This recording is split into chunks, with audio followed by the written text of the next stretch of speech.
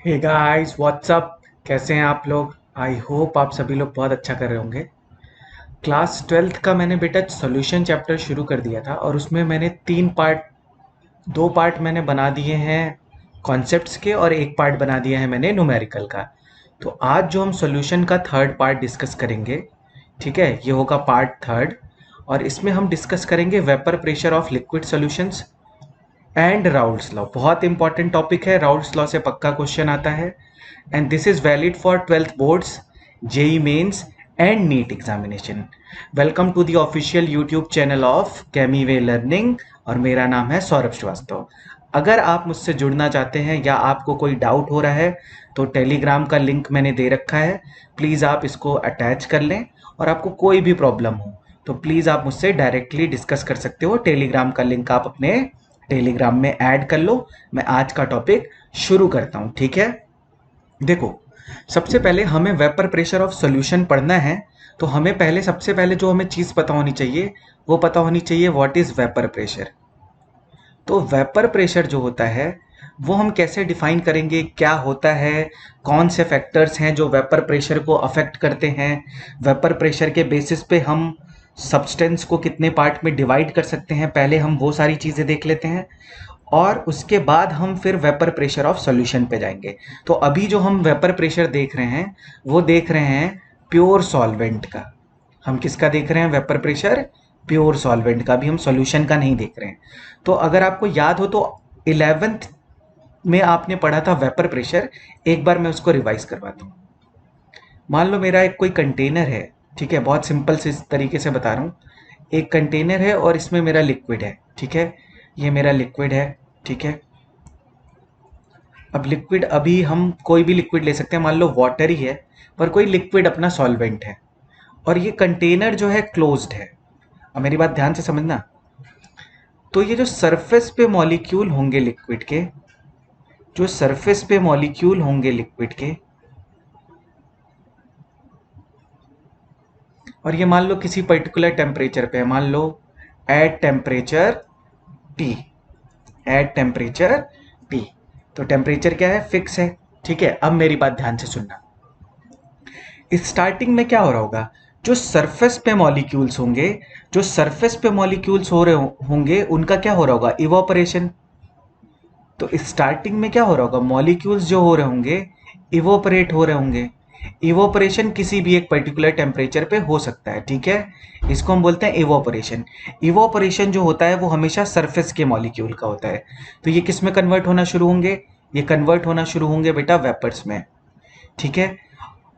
After some time, जब vapour के molecules आपस में कोलाइड करेंगे, जब वेपर्स के मॉलिक्यूल आपस में कोलाइड करेंगे तो उनका क्या स्टार्ट हो जाएगा? तो वो अपनी एनर्जी को क्या करेंगे? लूज करेंगे। और वो उनका क्या स्टार्ट हो जाएगा? कंडेंसेशन स्टार्ट हो जाएगा, ठीक है। तो अगर मैं बोलूं कि स्टार्टिंग में क्या हो रहा होगा? स्टार्टिंग को मैं और क्या बोल सकता हूं? T is equal to zero पे, T is equal to zero पे क्या हो रहा होगा? इवोपोरेशन। जस्ट रिएक्शन स्टार्ट हुई है, मतलब T is equal to zero, ठीक है। इसके बाद मान लो T is equal to T पे क्या हो रहा होगा? T is equal to T पे इवोपरेशन भी हो रहा होगा। T is equal to T पे इवोपरेशन भी हो रहा होगा प्लस कंडेंसेशन भी हो रहा होगा, ठीक है। कंडेंसेशन भी हो रहा होगा। एक एक ऐसा टाइम आएगा when rate of when rate of evaporation, ये बहुत इंपॉर्टेंट टॉपिक है, इसको अच्छे से समझ लोगे तो तुम्हारा काम हो जाएगा। रेट ऑफ इवोपोरेशन किसके इक्वल हो जाए? रेट ऑफ कंडेंसेशन के इक्वल हो जाए। रेट ऑफ इवोपोरेशन किसके इक्वल हो जाए? रेट ऑफ कंडेंसेशन के इक्वल हो जाए। तो मुझे बताओ उस कंडीशन को हम क्या बोलेंगे? उस कंडीशन को हम बोलेंगे इक्विलिब्रियम कंडीशन। इक्विलिब्रियम कंडीशन कब होती है? जब दोनों की रेट क्या हो जाती है, मतलब फॉरवर्ड डायरेक्शन की रेट और बैकवर्ड डायरेक्शन की रेट क्या हो जाती है बेटा? सेम हो जाती है। यहाँ पे फॉरवर्ड डायरेक्शन की रिएक्शन कौन सी है? यहाँ पे फॉरवर्ड डायरेक्शन की रिएक्शन है इवोपरेशन और बैकवर्ड डायरेक्शन की रिएक्शन कौन सी है? कंडेंसेशन। जब दोनों का रेट सेम हो जाएगा तो उस सिचुएशन में क्या आ जाएगा? यहाँ पे इक्विलिब्रियम आ जाएगा। और इक्विलिब्रियम पे वेपर्स जो हैं उसका जो अमाउंट है वो क्या हो जाएगा? फिक्स हो जाएगा। तो इसके बाद हम वेपर प्रेशर को कैसे डिफाइन करते हैं? लिखना, वेपर प्रेशर को हम कैसे डिफाइन करते हैं? The pressure the pressure exerted by the pressure exerted by the vapors vapors vapors over the surface of over the surface of liquid over the surface of liquid over the surface of liquid at dynamic equilibrium। मतलब dynamic equilibrium की situation में dynamic equilibrium की situation में जो pressure exert करता है vapours over the surface of liquid, उसी को हम क्या बोलते हैं? उसी को बेटा हम बोलते हैं वेपर प्रेशर। तो pressure exerted by the vapours over the surface of liquid at dynamic equilibrium is called vapour pressure, is called vapour pressure. तो पहली चीज आपको ये पता होनी चाहिए। तो आई होप यहां तक पहला पॉइंट सबको समझ में आ गया होगा। अब मैं आता हूं नेक्स्ट पॉइंट पे। अब मुझे एक बात बताओ, जो वेपर प्रेशर है, अच्छा मान लो मैं ऐसे लिखूं कि H2O liquid converts to H2O gas. अगर आपको याद हो तो हम लोग क्या करते थे, हम लोग केमिकल इक्विलिब्रियम में लिखते थे, अगर मैं इसका Kp लिखूं तो Kp हेट्रोजीनियस इक्विलिब्रियम है, तो मैं लिख सकता हूं Kp is equal to partial pressure of water gas. और यही जो पार्शियल प्रेशर जब लिक्विड और गैस के बीच में इक्विलिब्रियम होगा, उसी सिचुएशन को हम क्या बोलेंगे? Vapour pressure of water. मेरी बात यहां तक सबको समझ में आई कि जो वेपर प्रेशर ऑफ वाटर है that is equal to partial pressure of water. और ये पार्शियल प्रेशर की क्या है? Vapour pressure. Vapour pressure is maximum value of value of partial pressure, maximum value of partial pressure. क्योंकि इसके बाद जब इक्विलिब्रियम बन जाएगा तो फिर वेपर्स का क्या होगा? वेपर्स का अमाउंट इंक्रीज नहीं होगा। जब वेपर्स का अमाउंट इंक्रीज नहीं होगा तो पार्शियल प्रेशर की भी वैल्यू इंक्रीज नहीं होगी। तो ये चीज आपको समझनी होगी, ठीक है। अब मैं यहां पे एक चीज आपको बता दूं कि बॉइलिंग पॉइंट क्या होता है। सबसे पहले यहां पे हम एक चीज समझ लेते हैं, व्हाट इज बॉइलिंग पॉइंट। बताओ बेटा, किसको पता है what is boiling point? Boiling point होता है the temperature at which vapour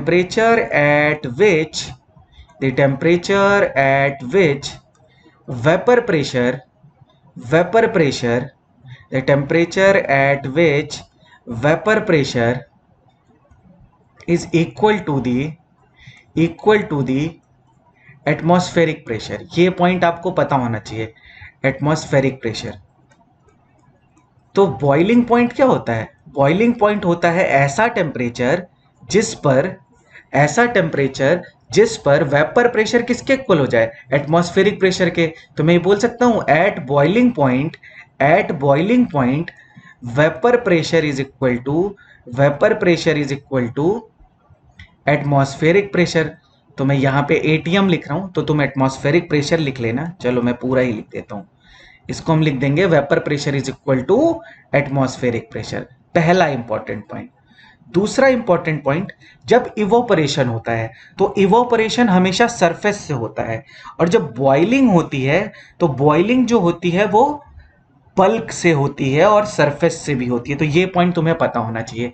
next तुम हेडिंग डालो नॉर्मल बॉइलिंग पॉइंट। तो कुछ 11th के भी टॉपिक हैं, वो भी मैं यहीं पे कवर कर रहा हूं। नॉर्मल बॉइलिंग पॉइंट क्या होगा? नॉर्मल बॉइलिंग पॉइंट होगा when vapour pressure is equal to 1 atm।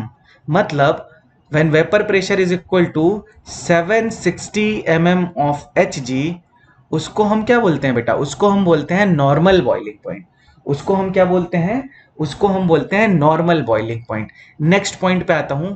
एक बॉइलिंग पॉइंट होता है, उसको हम बोलते हैं standard boiling point. Standard boiling point. तो स्टैंडर्ड बॉइलिंग पॉइंट का मतलब क्या होता है कि when vapour pressure is equal to 1 bar, उसको हम क्या बोलते हैं बेटा? Standard boiling point. बहुत सिंपल सी चीजें हैं, पर इसको हमें आगे यूटिलाइज करना पड़ सकता है, इसलिए मैं समझाता हुआ चल रहा हूं। यहां तक मेरे ख्याल से किसी को कोई प्रॉब्लम नहीं होगी, ठीक है। आगे बढ़ता हूं, नेक्स्ट टॉपिक लेते हैं। अब हम आते हैं फैक्टर्स अफेक्टिंग फैक्टर्स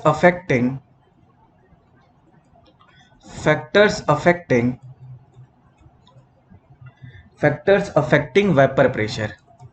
तो कौन कौन से फैक्टर्स हैं जो वेपर प्रेशर को अफेक्ट करते हैं? तो सबसे पहला जो फैक्टर है वो हम लेते हैं। सबसे पहले मैं एक चीज लिख देता हूं यहां पे ताकि तुम्हें याद रहे कि vapour pressure of any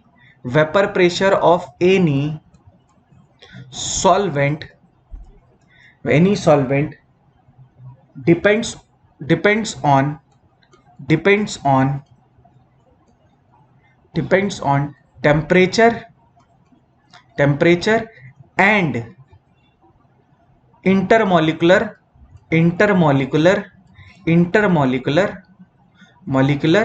interactions.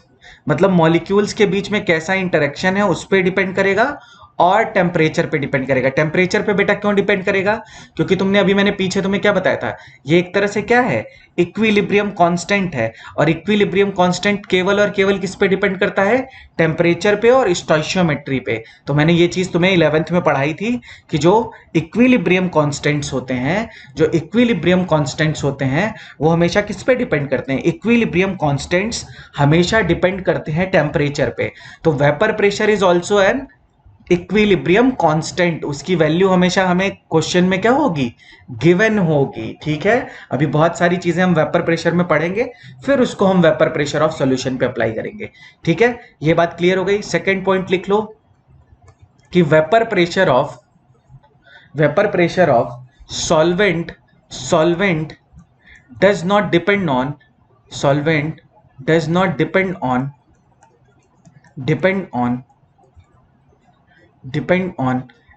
Amount of solvent. क्योंकि बेटा क्या है, ये इक्विलिब्रियम कांस्टेंट है तो वो अमाउंट ऑफ सॉल्वेंट पे डिपेंड नहीं करेगा। Shape of container, volume of container पे डिपेंड नहीं करेगा। ये चीज आपको पता होनी चाहिए। अभी इन सबको मैं एक एग्जांपल से भी समझा दूंगा। ठीक है, ये चीज क्लियर है। चलो अब हम आते हैं, तो हमें दो फैक्टर्स पढ़ने हैं। कौन से? इंटरमोलिकुलर अट्रैक्शन, या हम बोल सकते हैं force of attraction between molecules. तो पहला फैक्टर हम लेते हैं कि फोर्स ऑफ अट्रैक्शन, FOA का मतलब है force of attraction between molecules. इसी को हम बोलते हैं इंटरमोलिकुलर अट्रैक्शन।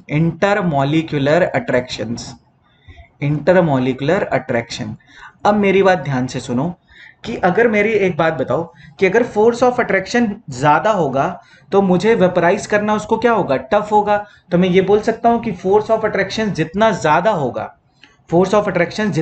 होगा between the molecules, vapour pressure उतना ही क्या होगा? कम होगा। तो इस चीज को मैं ऐसे लिख सकता हूं कि force of attraction between molecules जितना ज्यादा होगा उतना क्या होगा? वेपर प्रेशर कम होगा, मतलब इनवर्सली प्रोपोर्शनल होगा।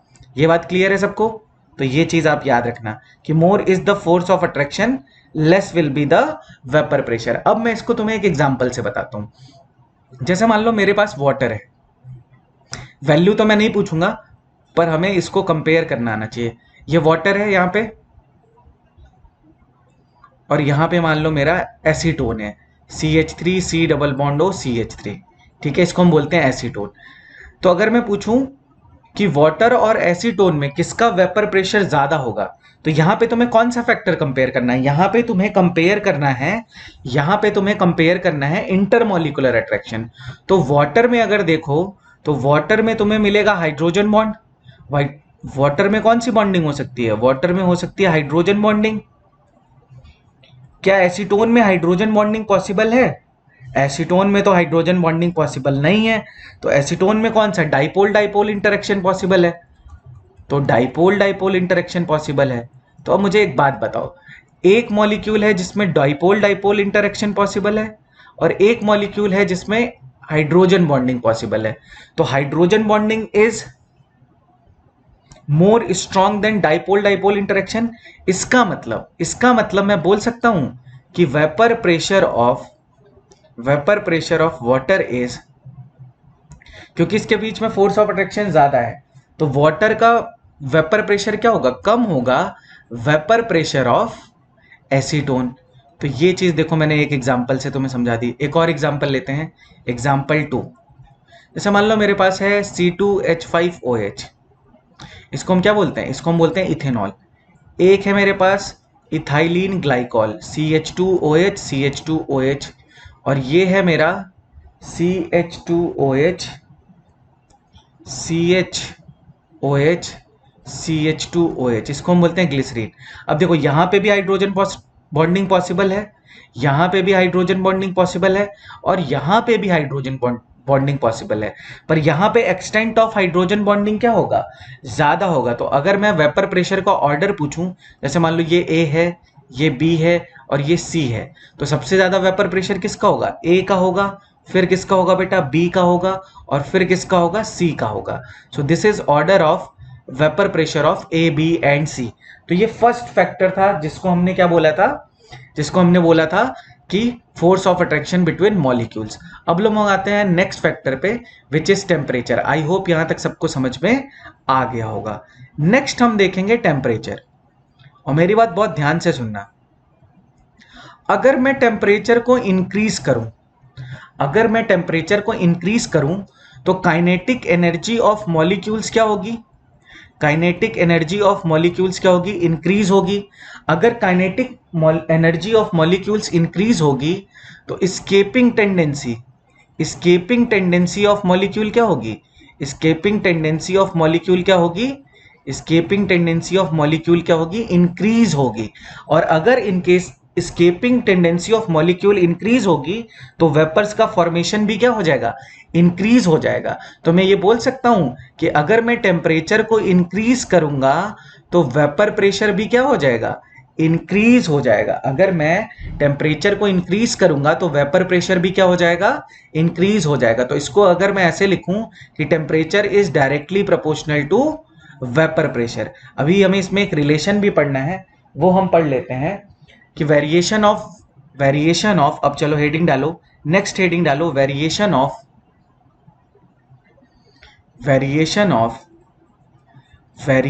ऑफ, थोड़ा सा लंबा वीडियो हो सकता है क्योंकि मैं थोड़ा एक्स्ट्रा पढ़ा रहा हूं। वेपर प्रेशर, क्योंकि जेई का भी इसमें कवर करना है ना बेटा, तो थोड़ा सा एक्स्ट्रा पढ़ा रहा हूं। Variation of vapour pressure with temperature, with temperature. तो इसके लिए जो फॉर्मूला है उसको हम बोलते हैं सेल्सियस क्लैप्रियन इक्वेशन। उसको हम क्या बोलते हैं, उसको हम बोलते हैं बेटा सेल्सियस क्लैप्रियन इक्वेशन।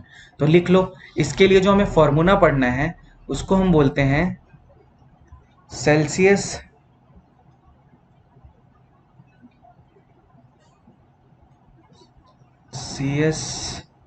क्लैप्रियन इक्वेशन। नाम भले ना याद हो, पर फॉर्मूला हमें याद होना चाहिए। बहुत सिंपल सा फॉर्मूला है, देखो, DlnVp divided by dt is equal to heat of vaporisation divided by RT square. ये फॉर्मूला अगर याद रखोगे तो तुम्हारा वेरिएशन का फॉर्मूला तुम्हें याद हो जाएगा। अभी हम इसको सिंप्लीफाई भी कर लेंगे, अभी हम इसका इंटीग्रेशन कर लेंगे, तो ये हमारे लिए थोड़ा सा इजी हो जाएगा। ठीक है, अब चलो हम इसका इंटीग्रेशन कर लेते हैं। देखो, मैं इसको क्रॉस मल्टीप्लाई कर लेता हूं, तो ये आ जाएगा DlnVp is equal to delta H of vaporisation divided by RT square into dt। इसका हम क्या कर लें, इंटीग्रेशन कर लें। इंटीग्रेशन करेंगे तो इंटीग्रेशन और डिफरेंशिएशन एक दूसरे का अपोजिट है, तो ये कट हो जाएगा, तो ये आ जाएगा lnVp इज इक्वल टू, इसको अगर मैं ऊपर भेजूं, देखो इसको ऐसे करेंगे, delta H vaporisation divided by R। इसको मैं क्या लिख सकता हूं, ये कांस्टेंट है, T-2 dt। तो T-2 dt का जब मैं इंटीग्रेशन करूंगा तो ये आ जाएगा, माइनस बाहर आ जाएगा और ये हो जाएगा T-1। ठीक है, तो ये हो जाएगा delta H vaporisation negative divided by R, 1/T हो जाएगा ना, तो T आ जाएगा नीचे, प्लस C, क्योंकि हमने इनडेफिनेट इंटीग्रेशन किया था ना। ये देखो lnV, ये हो गया तुम्हारा सिंपल सा फॉर्मूला। ठीक है, lnV minus delta H vaporisation R T plus C. अच्छा मुझे एक बात बताओ कि डेल्टा एच वेपराइजेशन जो होगा इसकी वैल्यू क्या होगी, पॉजिटिव होगी। वेपराइजेशन का मतलब क्या होता है कि लिक्विड को वेपर्स में कन्वर्ट करना। तो लिक्विड को वेपर्स में कन्वर्ट करने के लिए हमें हीट क्या करनी होगी, प्रोवाइड करनी पड़नी होगी।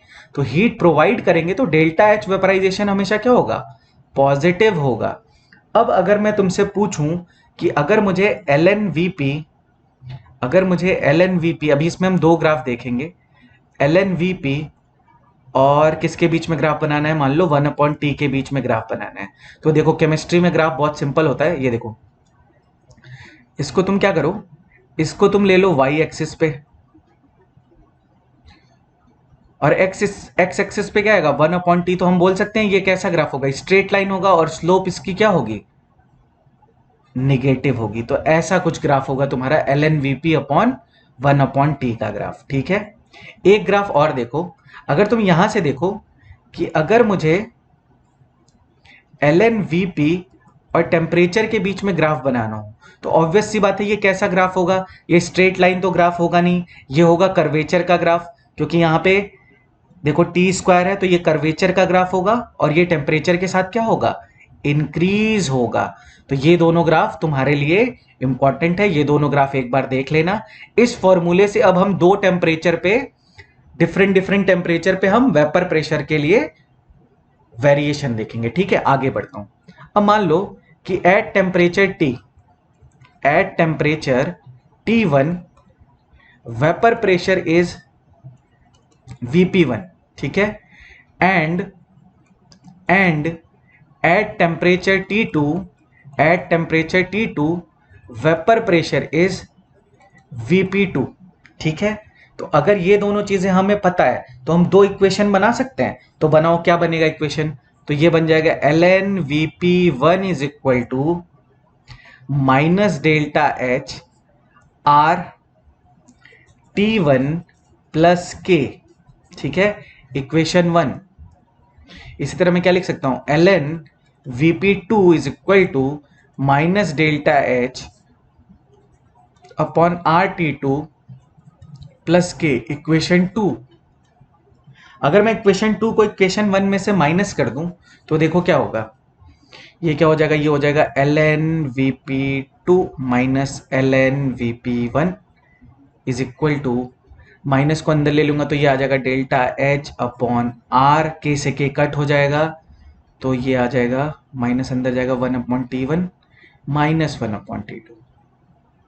तो इसको लिख लेते हैं ना एक बार माइनस का,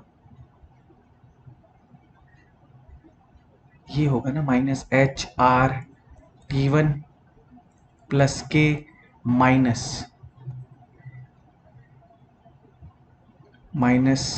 minus plus delta H R, तो माइनस ये प्लस हो जाएगा और ये हो जाएगा T2 और माइनस के, तो ये के से के कट हो जाएगा।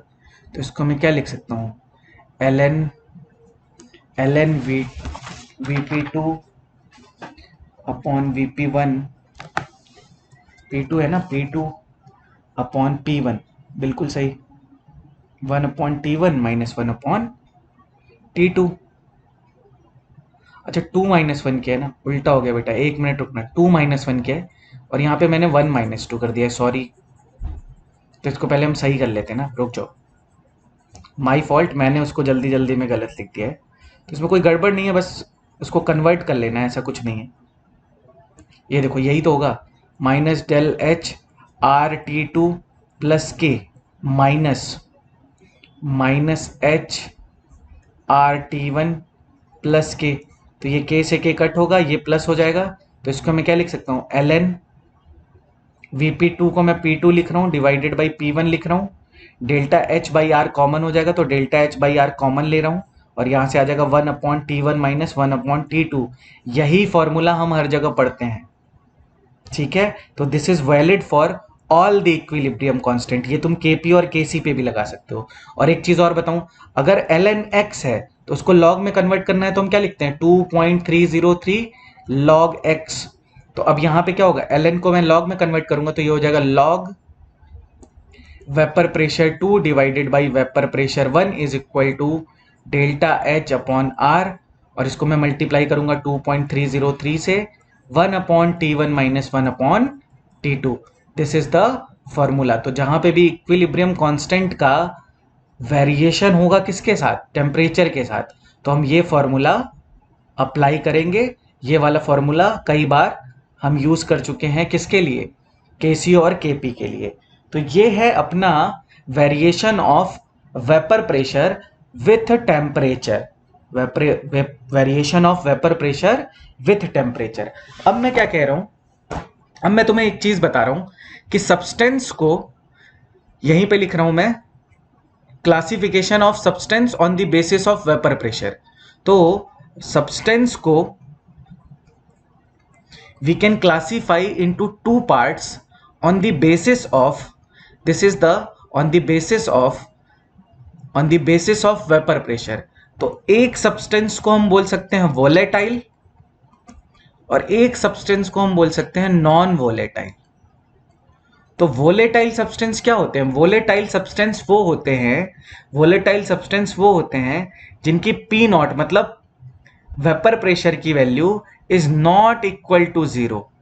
अच्छा, पी नॉट का मतलब होता है कि vapour pressure of pure solvent. तो इसमें कोई कंफ्यूज नहीं होगा, अभी वो चीज मैं लिखवा दूंगा। तो वोलेटाइल सब्सटेंस का जो वेपर प्रेशर होता है that is not equal to zero. और इसके एग्जाम्पल जो तुम्हें बार बार मिलेंगे वो तुम्हें मिलेंगे, जैसे वाटर है, वाटर इज वोलेटाइल। इसी तरह तुम्हारा इथेनॉल है, दैट इज वोलेटाइल। तुम्हारा CH3OH है, वोलेटाइल, जो तुम्हें मिलेगा बुक में। और क्या मिलेगा, तुम्हें मिलेगा ऑक्टेन, मिलेगा बुक में, ऑक्टेन लिखा हुआ मिलेगा, ऑक्टेन को हम वोलेटाइल यूज करेंगे। हेप्टेन मिलेगा, उसको भी हम किसकी तरह यूज करेंगे, वोलेटाइल। बेंजीन मिलेगा, बेंजीन को भी हम किसकी तरह यूज करेंगे, वोलेटाइल। बेंजीन के साथ टोलुइन मिलेगा, इसको भी हम किसकी तरह बिहेव करेंगे, इसको भी हम लेंगे as a volatile substance. Volatile substance का मतलब क्या होता है कि जो एक किसी पर्टिकुलर टेम्परेचर पे उसके वेपर्स का क्या हो रहा हो, फॉर्मेशन हो रहा हो, उसको हम बोलते हैं volatile substance. Non volatile substance क्या होते हैं, नॉन वोलेटाइल सब्सटेंस होते हैं जिनका हम वेपर प्रेशर एज्यूम करके चलेंगे, कितना, जीरो। तो जो भी सॉलिड सब्सटेंस हमें मिलेंगे उनका हम वेपर प्रेशर क्या एज्यूम करके चलेंगे, उनका वेपर प्रेशर हम एज्यूम करके चलेंगे क्या, जीरो। जैसे अगर तुम्हें ग्लूकोज मिले तो उसको हम क्या मानेंगे, उसको हम मानेंगे नॉन वोलेटाइल। अगर हमको क्या मिले, अगर हमको NaCl मिले तो उसको हम क्या मान के चलेंगे, NaCl को हम मान के चलेंगे नॉन वोलेटाइल। और जैसे मान लो तुम्हें सुक्रोज मिले तो सुक्रोज को हम क्या मान के चलेंगे, सुक्रोज को हम मान के चलेंगे नॉन वोलेटाइल। और तुम्हें क्या मिले, यूरिया मिले तो उसको हम क्या मान के चलेंगे, नॉन वोलेटाइल। तो on the basis of on the basis of on the basis of on the basis of vapor pressure, substance can be divided into two parts. One is called volatile substance and another is called non volatile substance। जो volatile substance होगा उसको हम उसका vapour pressure is not equal to zero, मतलब उसका vapour का formation होगा at a particular temperature. तो वेपर का फॉर्मेशन होगा तो फिर ऑब्वियसली इक्विलिब्रियम में जाएगा वो, और जब इक्विलिब्रियम में जाएगा तो इसका एक पर्टिकुलर क्या होगा, वेपर प्रेशर होगा। तो वोलेटाइल सब्सटेंस का तुम्हें वेपर प्रेशर हमेशा क्या होगा, गिवन होगा। और vapour pressure is a constant, तो उसकी वैल्यू हमेशा तुम्हें क्वेश्चंस में क्या होगी, गिवन होगी प्योर सॉल्वेंट की। ठीक है, यहां तक सबको पॉइंट क्लियर है। अब मैं आ जाता हूं, एक स्टार बना लेना और लिख लेना, तुम स्टार बना लो, जो बनाना है वो बना लो, कि अगर मैं ऐसे बोलूं कि vapour pressure of pure solvent A, तो इसको डिनोट करने का तुम्हें तरीका बता रहा हूं। Vapour pressure of pure solvent A is denoted by, A is denoted by P naught A। इसी तरह vapour pressure of pure solvent B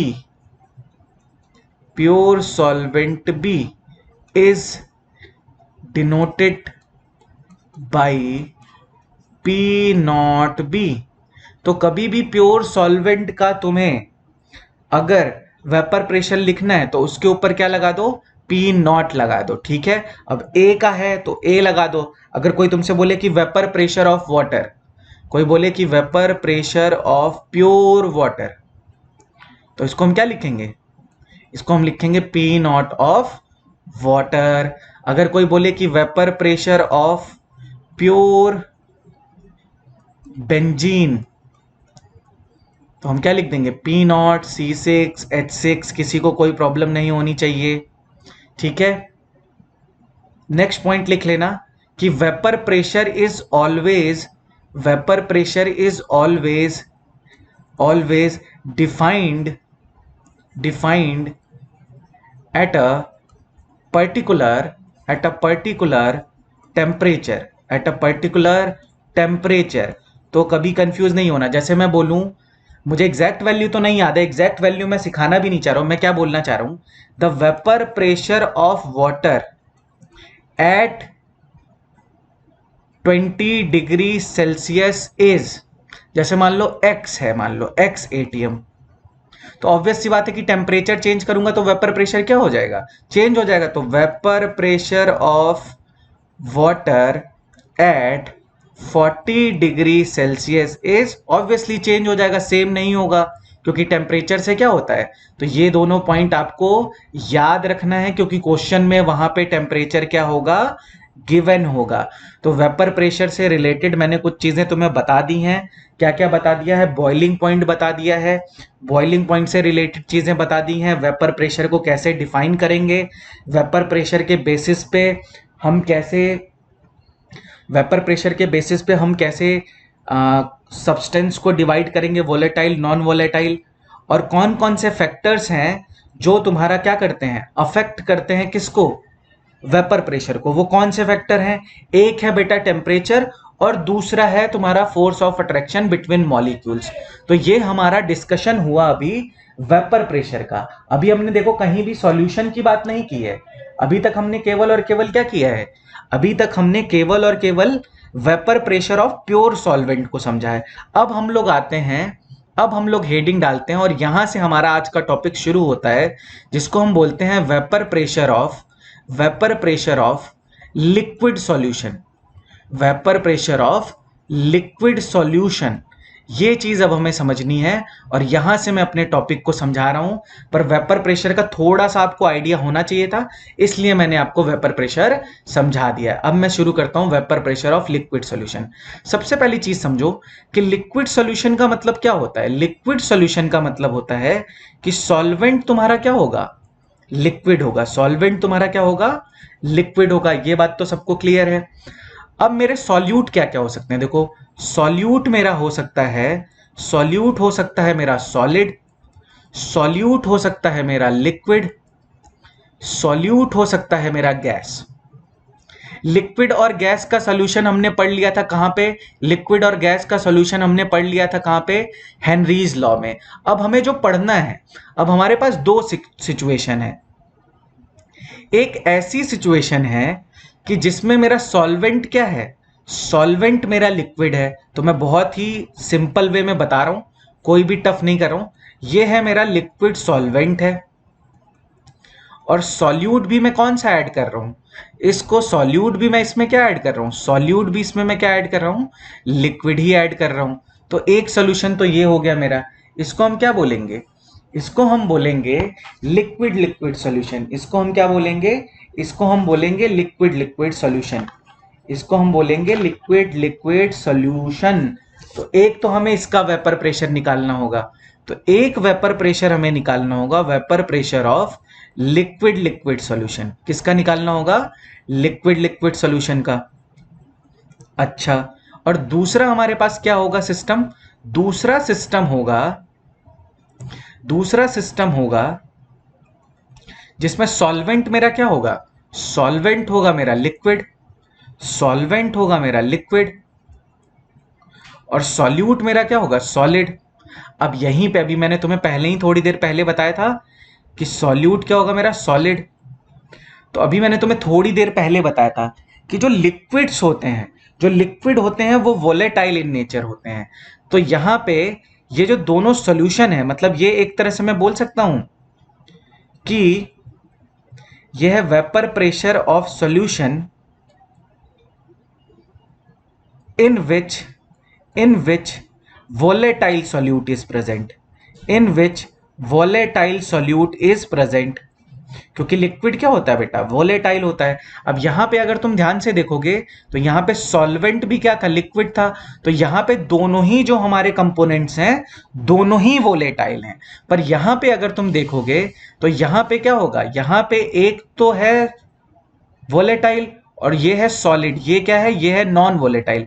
तो इस सिचुएशन में हमें क्या निकालना होगा, इस सिचुएशन में हमें निकालना पड़ेगा vapour pressure of solution in which non volatile solute is present. तो हमें दो केस पढ़ने हैं। हमें कौन कौन से केस पढ़ने हैं, हमें दो केस पढ़ने हैं। एक केस पढ़ना है जिसमें हमें वेपर प्रेशर फाइंड आउट करना है सॉल्यूशन का, जिसमें वोलेटाइल सॉल्यूट प्रेजेंट है। वोलेटाइल सॉल्यूट का मतलब लिक्विड सॉल्यूट प्रेजेंट है।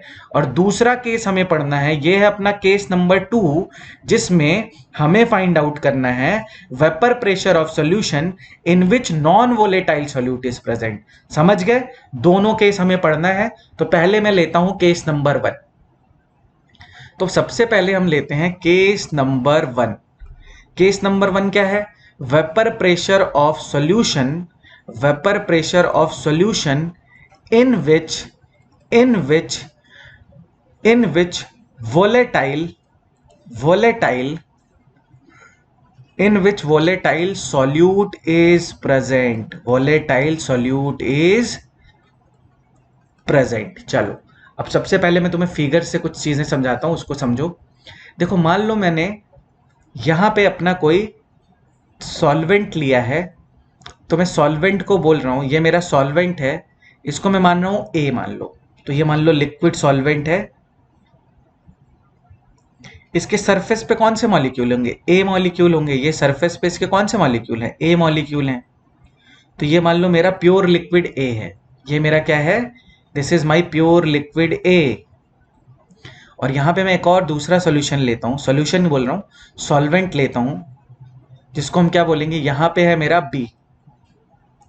मॉलिक्यूल किसके प्रेजेंट है, बी के मॉलिक्यूल प्रेजेंट हैं। सरफेस पे सारे मॉलिक्यूल किसके होंगे, बी के मॉलिक्यूल प्रेजेंट होंगे। इसको मैं बोलूंगा प्योर लिक्विड बी। इसको मैं क्या बोलूंगा बेटा, प्योर लिक्विड बी। अब मेरी बात ध्यान से समझो, जो सरफेस के मॉलिक्यूल हैं वो वेपराइज होंगे, वेपराइज होंगे तो इक्विलिब्रियम क्या हो जाएगा, इक्विलिब्रियम डेवलप हो जाएगा, इक्विलिब्रियम डेवलप हो जाएगा। तो मैं इसके लिए क्या लिख सकता हूं, तो मैं इसके लिए वेपर प्रेशर लिख सकता हूं। क्योंकि ये प्योर सॉल्वेंट ए है तो इसका वेपर प्रेशर में क्या लिखूंगा, पी नॉट ए। ये हमेशा तुम्हें क्वेश्चन में क्या होगा, गिवन होगा। इसी तरह इसके लिए क्या होगा, इसके लिए भी क्या होगा, ये वेपराइज होगा। उसके बाद एक टाइम आएगा जब रेट ऑफ कंडेंसेशन किसके इक्वल हो जाएगा, रेट ऑफ कंडेंसेशन इक्वल हो जाएगा किसके, वेपराइजेशन के। इस सिचुएशन में यहाँ पे जो वेपर्स प्रेजेंट होंगी वो जो लिक्विड के सरफेस पे प्रेशर अप्लाई कर रही होंगी उसको हम बोलेंगे vapour pressure of pure liquid B, और उसको हम डिनोट करेंगे पी नॉट बी से। ये दोनों ही कांस्टेंट होते हैं और ये क्वेश्चन में हमेशा क्या होगा, गिवन होगा। इससे हमें कोई फर्क पड़ने वाला नहीं है। दूसरा, मान लो इसके मैं लेता हूं एन मॉलिक्यूल्स, तो इसको मैं क्या डिनोट कर दूंगा, एन ए मॉलिक्यूल्स। और यहां पे भी मान लो मैं लेता हूं एन मॉलिक्यूल्स, तो एन ए एन बी। अब मैं क्या कर रहा हूं, दोनों ही लिक्विड्स को मैं क्या कर रहा हूं, मिक्स कर रहा हूं। तो दोनों ही लिक्विड्स को मैं क्या कर दे रहा हूं, यहां पे मिक्स कर दे रहा हूं। तो जब मैं दोनों ही लिक्विड्स को मिक्स करूंगा, अब मेरी बात सब लोग ध्यान से समझें, तो पहले सरफेस पे केवल या तो ए मॉलिक्यूल्स थे या तो फिर केवल बी मॉलिक्यूल्स थे। पर जब सॉल्यूशन बनेगा तो ऑब्वियस सी बात है कि इनके बॉन्ड्स ब्रेक होंगे, इन मॉलिक्यूल्स के बॉन्ड ब्रेक होंगे और दोनों के बीच में क्या होगा, इंटरमॉलिक्यूलर अट्रैक्शन होगा। तो सॉल्यूशन बनने के बाद सरफेस पे ए मॉलिक्यूल भी प्रेजेंट होगा और बी मॉलिक्यूल भी प्रेजेंट होगा, ए मॉलिक्यूल भी प्रेजेंट होगा और बी मॉलिक्यूल भी प्रेजेंट होगा, ए मॉलिक्यूल भी प्रेजेंट होगा और बी मॉलिक्यूल भी प्रेजेंट होगा, ए भी प्रेजेंट होगा और बी भी प्रेजेंट होगा। अब मेरी बात सब लोग ध्यान से सुने, यहां पे मैं एक एजम्पशन ले रहा हूं। अब ध्यान से सुनना, एजम्पशन का मतलब मैं ये मान के चल रहा हूं कि A is more volatile than B. तुम बी को भी मान सकते हो, मैं ए को मान रहा हूं। A is more volatile, A is more volatile than, A is more volatile than, A is more volatile than B। तो अगर A is more volatile than B, तो मैं ये बोल सकता हूं कि P not A is greater than P naught B, क्योंकि जिसका वेपर प्रेशर ज्यादा होगा उसकी वोलेटिलिटी क्या होगी, ज्यादा होगी। अब मेरी बात ध्यान से समझो, पहले तो केवल क्या थे कि ए के ही क्या वेपराइज हो रहे थे, ए के ही मॉलिक्यूल्स वेपराइज हो रहे थे, और यहां पे बी के मॉलिक्यूल्स वेपराइज हो रहे थे, पर यहां पे ए के भी मॉलिक्यूल्स वेपराइज होंगे और बी के मॉलिक्यूल्स भी वेपराइज होंगे।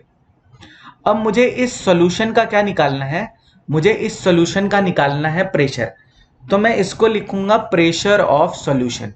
अब वो मैं कैसे फाइंड आउट करूंगा, उसके लिए सबसे पहले हमें समझना पड़ेगा राउल्ट्स लॉ।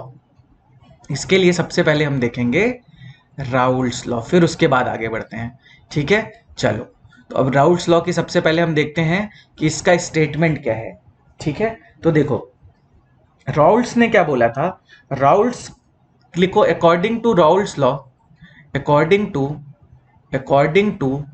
राउल्ट्स लॉ,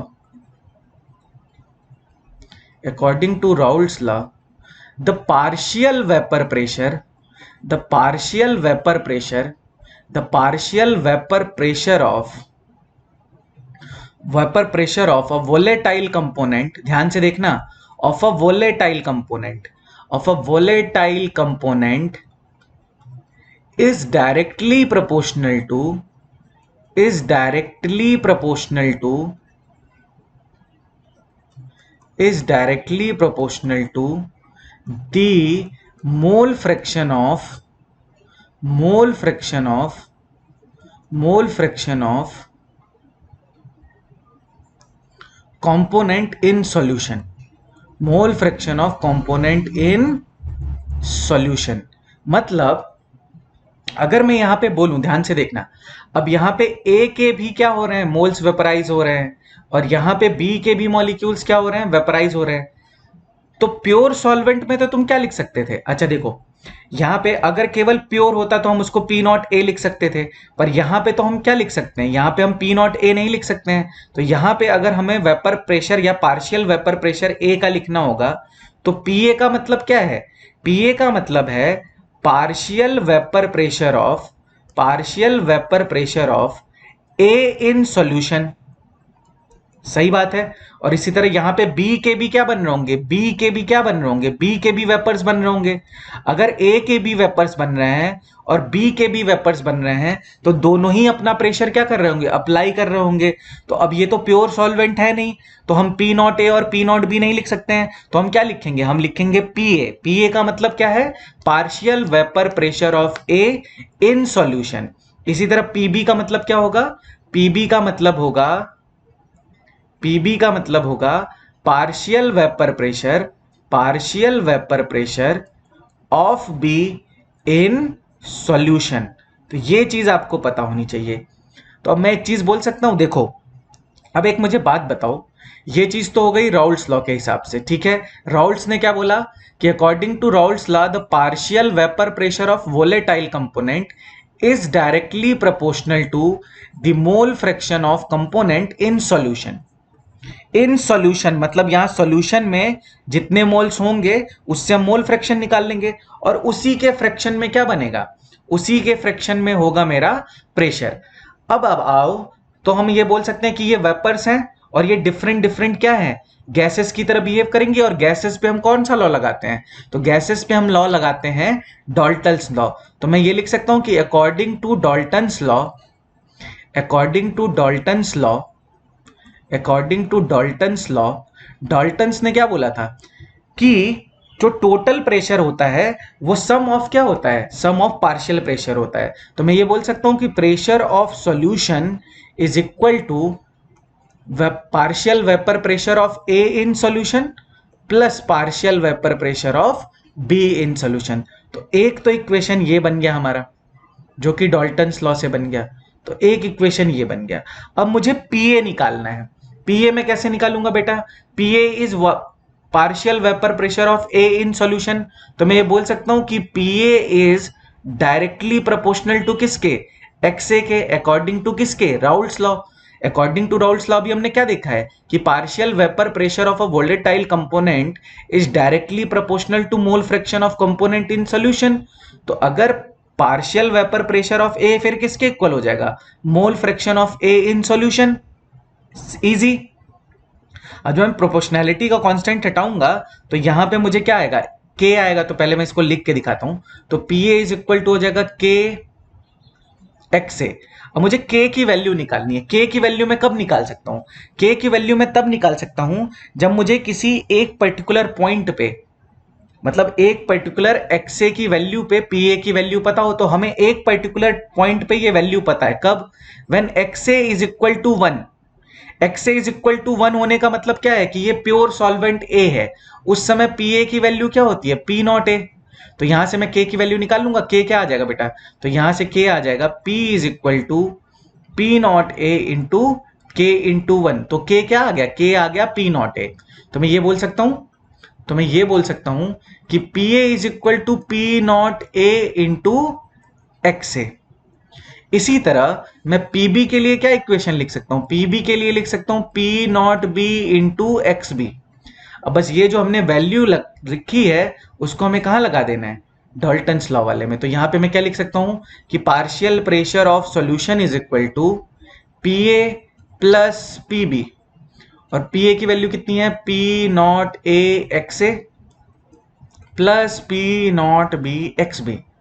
तो ये हो गया तुम्हारा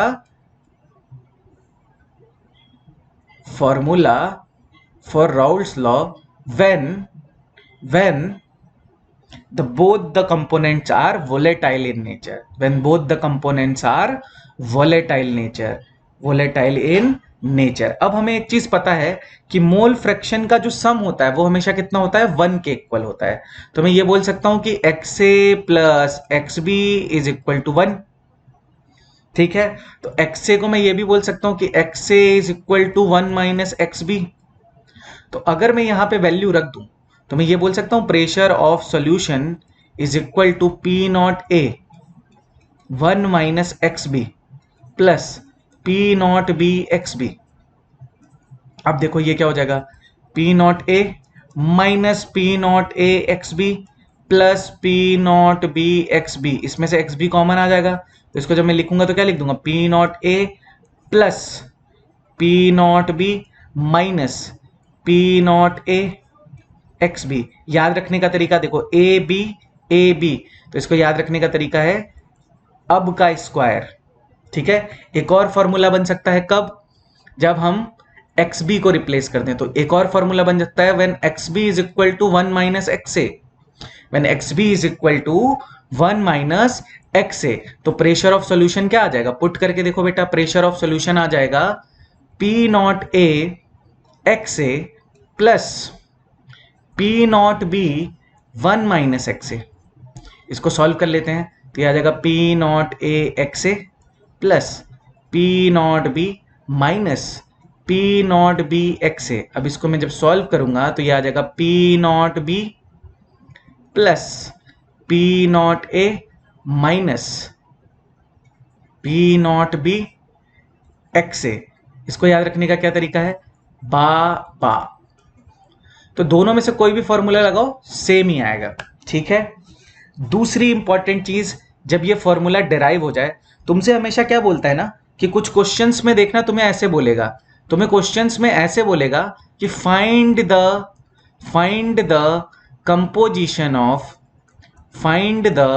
कंपोजिशन इन लिक्विड फेज। मैं इसका मतलब बता रहा हूं कि क्वेश्चन में अगर तुम्हें कभी ये चीज दिखे कि find the composition in liquid phase या find the composition of liquid phase, तो वो तुमसे एक तरह से एक्स बी और एक्स ए की क्या पूछ रहा है, वैल्यू पूछ रहा है। लिक्विड फेज में एक्स ए और एक्स बी क्या है, एक्स ए इज ये तुम्हें पता होना चाहिए, X A is mole fraction of A, X A is mole fraction of A in liquid या इन सॉल्यूशन, और X B is mole fraction of B in solution. Easy, यहां तक किसी को कोई प्रॉब्लम नहीं। एक बार मैं फिर से दिखा देता हूं। ये देखो, पहला केस जो हमने लिया है, इसमें हमने क्या लिया है कि इसमें जो दोनों मेरे सॉल्वेंट है, वो दोनों सॉल्वेंट कह लो या दोनों ही जो लिक्विड हैं वो वोलेटाइल हैं।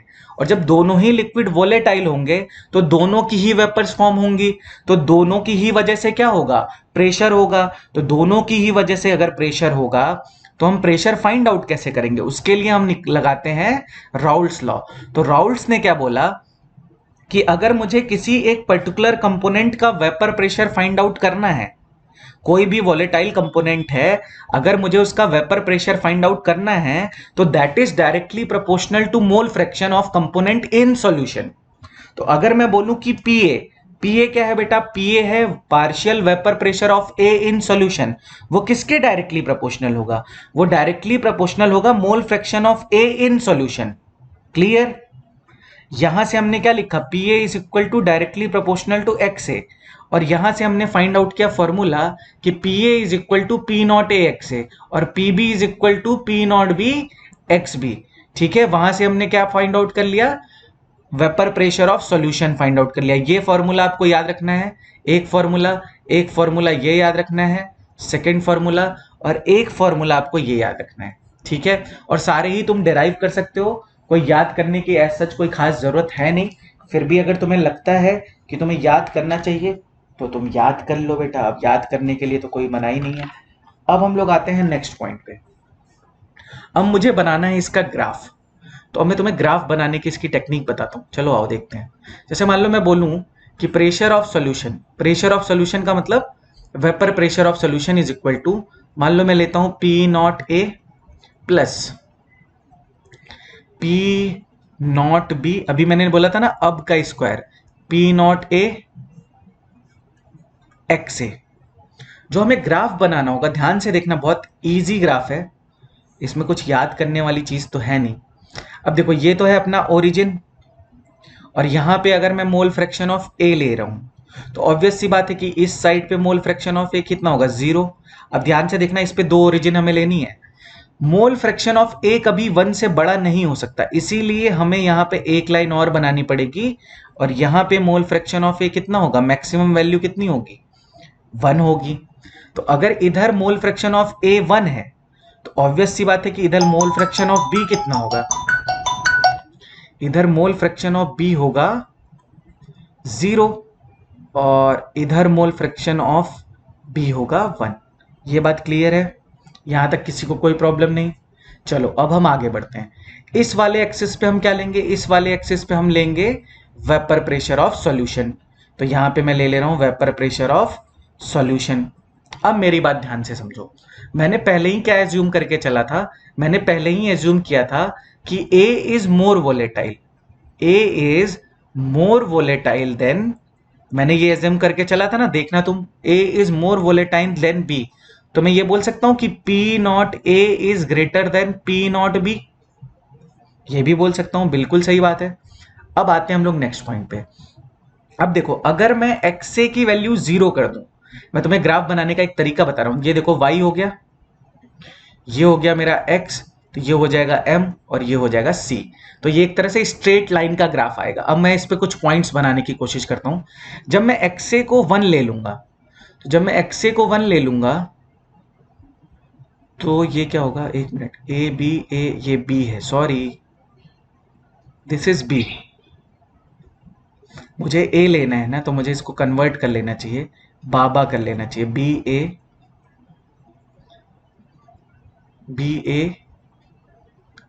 ए, ठीक है। अगर मैं xa की वैल्यू बेटा 1 ले लूं, अब ध्यान से देखना, xa की वैल्यू जब मैं यहाँ पे 1 पुट करूंगा तो तुम खुद बताओ, xa की वैल्यू जैसे ही मैं 1 पुट करूंगा तो यहाँ से b और b क्या हो जाएगा, कट हो जाएगा, तो मैक्सिमम वैल्यू कितनी आ जाएगी, पी नॉट ए। तो जब xa क्या होगा 1, तो ये वैल्यू कितनी आएगी, पी नॉट ए, और जब xa 0 होगा तो वैल्यू कितनी आएगी, पी नॉट बी। और मैंने तुम्हें पहले ही बताया है कि P not A is greater than P naught B अभी की सिचुएशन में। अब हम लोग आते हैं नेक्स्ट पॉइंट पे। तो ये कैसा लाइन होगा, ये स्ट्रेट लाइन होगा।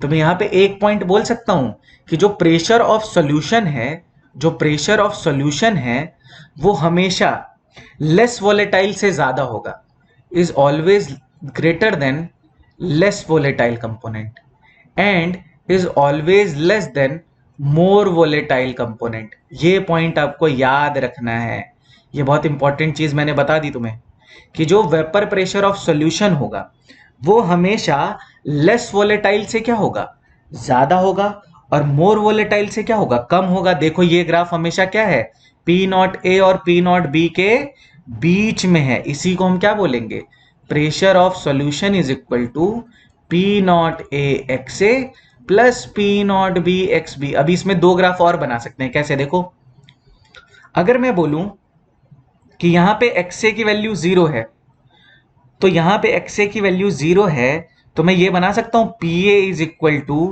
P not A X A. तो पी ए का ग्राफ कैसा बनेगा, उसको मैं डॉटेड लाइन से दिखा रहा हूं, ये देखो पी ए की वैल्यू कब मैक्सिमम होगी, पी नॉट ए पे, ये देखो। तो ये कौन सा ग्राफ है, ये ग्राफ है P A is equal to P not A X A का ग्राफ है। इसी तरह एक ग्राफ हम और बना सकते हैं, जो कि हम बना सकते हैं पी बी का। तो P B is equal to क्या होगा, P naught B X B. तो एक्स बी जब 1 होगा तो वो मैक्सिमम होगा। तो देखो यहाँ पे एक्स बी 1 है, तो ये मैक्सिमम वैल्यू है, और यहाँ पे ये क्या होगी, 0 होगी। सारी चीजें सबको क्लियर, एक बार मैं सारे टर्म्स लिख देता हूं। पी सॉल्यूशन का मतलब है vapour pressure of solution, vapour pressure of solution containing two volatile liquid, ठीक है। पी नॉट ए का मतलब है vapour pressure of, vapour pressure of pure liquid A. P naught B का मतलब है vapour pressure of pure liquid B. PA का मतलब है partial vapour pressure of, partial vapour pressure of A in solution. PB का मतलब है partial vapour pressure of B in solution. XA का मतलब है mole fraction of, mole fraction of, mole fraction of A in, mole fraction of A लिख सकता हूं, हाँ, mole fraction of A in solution. X B का मतलब क्या है, एक्स बी का मतलब है mole fraction of, mole fraction of B in solution. I hope यहां तक सबको मेरी सारी बातें क्लियर हो गई होंगी। मैं कुछ सिंपल सिंपल क्वेश्चन कराता हूं, फिर उसके बाद हम लोग, अभी एक चीज हमें और देखनी है इसमें, अभी हमें देखना है कि वेपर फेज में कंपोजिशन क्या होगा। वेपर फेज में भी तो हमें कंपोजिशन निकालना पड़ेगा, क्योंकि दो डिफरेंट टाइप की क्या बन रही हैं, दो डिफरेंट टाइप की वेपर्स बन रही हैं, दोनों का कुछ अपना पर्टिकुलर अमाउंट होगा। तो उसके थ्रू अभी हमें निकालना है कंपोजिशन ऑफ वेपर फेज। क्या निकालना है, कंपोजिशन ऑफ वेपर फेज। तो अभी हम उस पर आते हैं, ठीक है। चलो नेक्स्ट देखते हैं। अब हम देखते हैं, सबसे पहले मैं कुछ क्वेश्चन देता हूं तुम्हें, ठीक है, वो सॉल्व करो तुम। जैसे बहुत ही सिंपल सिंपल क्वेश्चन दे रहा हूं। मान लो एक प्योर लिक्विड ए है, ठीक है, प्योर लिक्विड ए है तुम्हारा, और इसका तुम्हें पी नॉट ए की वैल्यू दे रखी है 300, और इसके मोल्स हैं, number of moles of A is 2। एक दूसरा मैंने सोल्यूशन लिया, ये है pure liquid B, pure liquid B, P naught B है 500। अभी जो मैंने बात बोली थी उसको मैं प्रूफ कर दूंगा, N B is equal to 3। दोनों को मैंने मिक्स कर दिया, दोनों को मैंने मिक्स कर दिया। मैं तुमसे पूछ रहा हूं कि फाइंड द, मैं तुमसे पूछ रहा हूं फाइंड द, बहुत ही सिंपल क्वेश्चन है बेटा, जल्दी से आप खुद से करो फिर सॉल्यूशन देखना। Find the pressure of solution. सबसे पहले कैसे अप्रोच करेंगे, सबसे पहले मैं निकालूंगा एक्स ए और एक्स बी, ठीक है। सबसे पहले मैं क्या निकालूंगा, एक्स ए और एक्स बी। देखो सबसे पहले मैं एक्स बी निकालूंगा, एक्स ए निकालूंगा। एक्स ए कितना होगा, 2 डिवाइडेड बाई 5, क्योंकि टोटल कितने हैं, टोटल है 5, और नंबर ऑफ मोल्स ऑफ ए कितने हैं, 2। अगर ये इतना है तो एक्स बी की वैल्यू कितनी हो जाएगी, 3/5। अब मैं क्या इस पे ये फॉर्मूला लगा सकता हूँ कि प्रेशर ऑफ सॉल्यूशन, क्योंकि दोनों ही क्या है, वोलेटाइल लिक्विड है, दोनों ही वोलेटाइल लिक्विड है, तो प्रेशर ऑफ सॉल्यूशन का फॉर्मूला क्या हो जाएगा, P not A X A plus P naught B X B. अभी मैं वो वाली बात प्रूफ करने जा रहा हूं। देखो पी नॉट ए की वैल्यू कितनी है, 300, 300 इंटू 2/5 प्लस, अब यहां पे मैं मान लो इसको यूनिट भी लिख दूंगा अभी बाद में, चलो कोई घबराने वाली बात नहीं है, 500 इंटू 3/5, बताओ कितनी आएगी वैल्यू। ये है 5 से ये गया 100 इंटू 3 300, और 5 से 5 6 जा 60 हो गया ना। 30 इंटू 2 ये हो जाएगा 120। 120 प्लस 300 कितनी आ गई बेटा वैल्यू, ये आ गई तुम्हारी 420। और मान लो अगर इसकी यूनिट होती है mm ऑफ एच जी, तो प्रेशर ऑफ सॉल्यूशन कितना हो जाता है mm ऑफ एच जी। तो ये मान लो 300 mm ऑफ एच जी है और ये 500 mm ऑफ एच जी है, तो कोई कंफ्यूज नहीं होगा। अब मेरी बात सुनो, मैंने क्या बोला था कि pressure of solution is always always greater than, देखो ये लेस वोलेटाइल था तो इससे ज्यादा है, और is less then more volatile. तो जो is always greater than vapour pressure of less volatile component, proof हो गया ना यहां से। और is always less than vapour pressure of more volatile component, proof कर दिया मैंने। यही बात मैंने तुम्हें पहले बोली थी। ये देखो क्वेश्चन से भी क्या हो रही है, प्रूफ हो रही है। ये क्वेश्चन से भी क्या हो रही है, प्रूफ हो रही है। तो ये एक सिंपल सा क्वेश्चन था। अभी मैं बहुत सारे क्वेश्चंस कराऊंगा, पर वो हम नेक्स्ट क्लास में करेंगे। अभी मैं जल्दी से क्या करता हूं, टॉपिक को कवर करने की कोशिश करता हूं, ठीक है। तो पहले टॉपिक को हम कवर कर लेते हैं। अब हम आ जाते हैं vapour sorry composition in vapour phase. Composition in vapour phase composition in vapour phase composition in vapour phase. अब कंपोजिशन इन वेपर फेज में हमें क्या समझना है वो मैं तुम्हें समझाता हूं। जैसे मान लो तुम्हारा एक सॉल्यूशन है। अब सब लोग एकदम ध्यान से सुने, यहीं से इंपॉर्टेंट कॉन्सेप्ट शुरू हो रहा है। देखो, जब तुम दोनों सॉल्यूशन को मिक्स कर दोगे तो तुम सॉल्यूशन तो तुमने खुद से बनाया है ना, मतलब तुमने जो सॉल्यूशन बनाया है उसमें नंबर ऑफ मोल्स तुम्हें पता होंगे, मतलब Na की वैल्यू तुम्हें पता होगी, गिवन होगी। ये Nb की वैल्यू भी तुम्हें क्या होगी, ये गिवन होगी। Nb की वैल्यू क्या होगी, गिवन होगी। अगर मान लो ये गिवन नहीं होगा तो हमें क्या पता होगा, हमें P नॉट ए और P नॉट बी पता होगा। चलो मान लो गिवन नहीं भी है ये, मान लो, तो अगर हमें Na Nb पता है तो हम क्या फाइंड आउट कर सकते हैं, XA and XB find out कर सकते हैं। और हमें क्या पता होगा, और हमें पता होगा P नॉट ए पता होगा, और हमें क्या पता होगा, P नॉट बी भी पता होगा। ये सारी चीजें हमें पता होगी, या तो हमें P नॉट ए पता होगा, P नॉट बी पता होगा, और या फिर क्या पता होगा, प्रेशर ऑफ सॉल्यूशन पता होगा। अगर मुझे pressure of solution P nought A P not be पता होगा तो मैं XA XB फाइंड आउट कर लूंगा। और जो XA और XB की वैल्यू होती है इसी को हम बोलते हैं कंपोजिशन इन लिक्विड फेज। इसी को हम क्या बोलते हैं, कंपोजिशन इन लिक्विड फेज। पर अब मेरी बात ध्यान से सुनो कि मान लो यहां पे ए सरफेस पे ए के भी मॉलिक्यूल होंगे और बी के भी मॉलिक्यूल होंगे, ए के भी मॉलिक्यूल होंगे और बी के भी मॉलिक्यूल होंगे, ए के भी मॉलिक्यूल होंगे, बी के भी मॉलिक्यूल होंगे। ए बी लिखते चले जाना, अब, ठीक है। ये पूरा अब बन गया। अब सुनो, ध्यान से मेरी बात सुनो। अगर ए इज मोर वोलेटाइल है तो उसके वेपर्स का फॉर्मेशन ज्यादा होगा। अगर उसके वेपर्स का फॉर्मेशन बेटा ज्यादा होगा तो तुम खुद मुझे सोच के बताओ कि यहां पे जो वेपर्स बनेंगी वो ए की ज्यादा बनेंगी। तो ऑब्वियस सी बात है कि वेपर फेज में क्या होगा, वेपर फेज में ए के मॉलिक्यूल ज्यादा प्रेजेंट होंगे, तो वेपर फेज में ए का मोल फ्रैक्शन भी क्या हो जाएगा, ज्यादा हो जाएगा। और बी इज लेस वोलेटाइल, ये मैं एजम्पशन लेके चल रहा हूं पहले से, तो तुम्हें देख के पता चल जाएगा। अभी के लिए मैं लेके चल रहा हूं कि बी इज लेस वोलेटाइल, तो बी के क्या बनेंगे, बी के कम बनेंगे। तो अगर मुझे यहां पे मोल फ्रैक्शन निकालना है तो मुझे उसको क्या करना पड़ेगा, उसको मुझे किसी तरह डिनोट करना पड़ेगा। तो यहां जो वेपर फेज में हम डिफाइन करते हैं, YA का मतलब है mole fraction of A, YA का मतलब है mole fraction of A in vapour phase, in vapour phase. अब बाकी मैं नेक्स्ट पेज पे लिखता हूं, YB का मतलब है मोल फ्रैक्शन ऑफ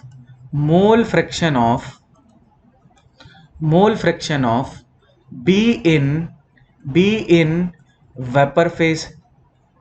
थोड़ा सा लंबा वीडियो होगा पर आपको पढ़ना पड़ेगा, ठीक है। तो मोल फ्रैक्शन ऑफ बी हो गया किसमें, वेपर फेज में। अब यहां से सबसे पहले क्या है कि अगर कोई मुझसे बोले कि अब देखो ये सब तो क्या हो रहा होगा, इक्विलिब्रियम में चल रहा होगा। और मुझे एक बात बताओ कि जब भी हम गैस के लिए लॉ लगाते हैं तो गैस के लिए हम कौन सा लॉ लगाते हैं, गैस के लिए हम लॉ लगाते हैं डाल्टन्स लॉ। तो मैं ये बोल सकता हूं कि according to Dalton's law, according to Dalton's law, Dalton's law के अकॉर्डिंगली क्या होता है कि partial pressure is equal to mole fraction into total pressure. ये चीज एकदम क्लियर है। तो मैं ये बोल सकता हूं कि partial pressure of A is equal to mole fraction of A in vapour phase into total pressure.